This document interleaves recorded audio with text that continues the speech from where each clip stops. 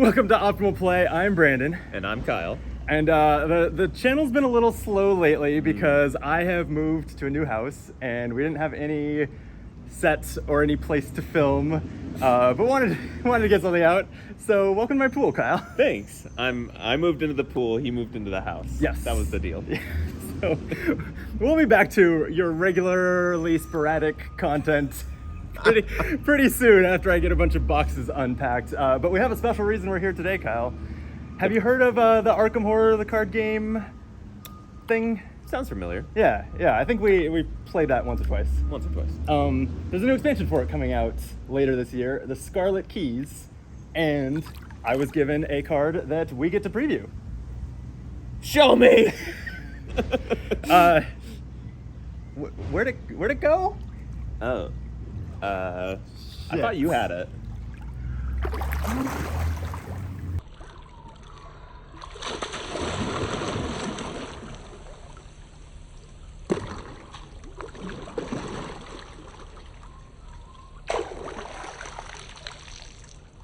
Oh, got it. Would you do the honors, Kyle? What's our card called? I would love to. It's Heed the Dream. It's a survivor event to experience no cost. An augury, a dilemma, max 2 dilemmas per round. Yep. Okay. Revelation. Reveal the top card of each investigator's deck, then place them in a pile.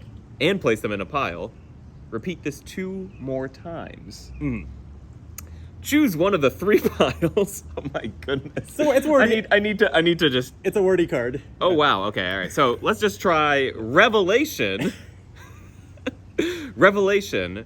Reveal the top card from each investigator's deck and place them in a pile.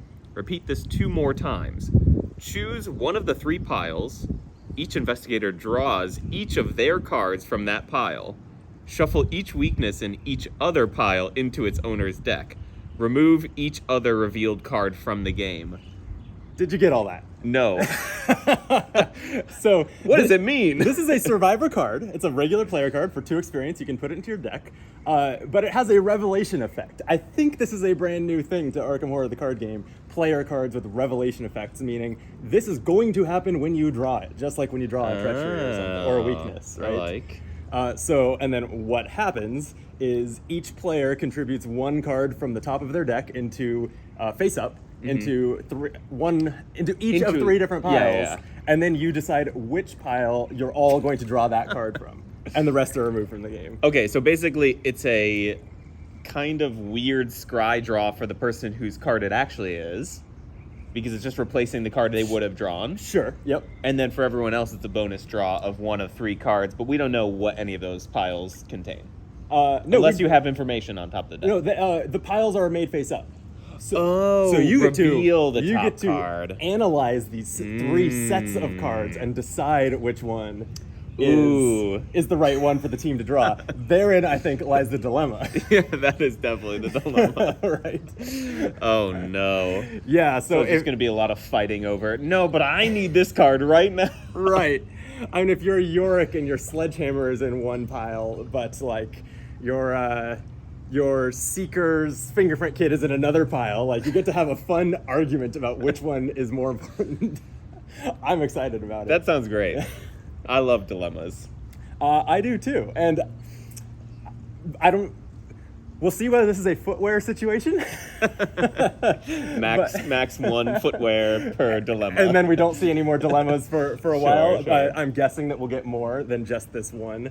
I did ask some rules questions about, like, how does Max 2 interact with, it's a revelation effect, like you're not even choosing whether to play it, right? It happens outside of your control. And the answers are, they clarified, I asked Maxine this actually, she clarified that it is a group limit, so twice per round for the group. Oh. And if a 3rd one is drawn, simply the revelation effect doesn't trigger, which means the card goes to your hand. It has no function. At least this dilemma has no icons on it. It has a null cost. It can't be played. It is a completely dead card in your hand. You know, if you're a survivor, maybe you can find some ways to discard cards for effects. I was gonna say, there's definitely survivor cards that care about having, like, discarding or exiling experience cards. So having a level 2 card in your hand might be worth some clues with burn. Burn after reading? Burn after reading, yeah. That hadn't even crossed my mind. That's a good point. Yeah, so I think in general you just want to not put so many dilemmas in your deck that this happens very often. Fair. Or like the team doesn't Right. put that many. Right, Yeah, sure. yeah.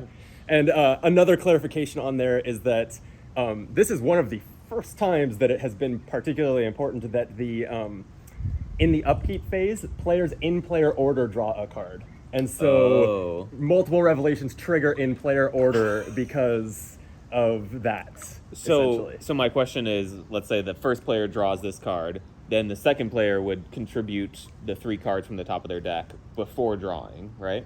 Is that what you're saying? So does drawing happen simultaneously, but it's resolved in player order? I'm saying that so drawing actually happens in player order. So if you have revelations in your deck, you should probably follow that rule. And like essentially, if I am the lead investigator and I draw my Heed the Dream, we should resolve the whole dilemma before we know what you are going to or what you are about to draw this upkeep. Yeah.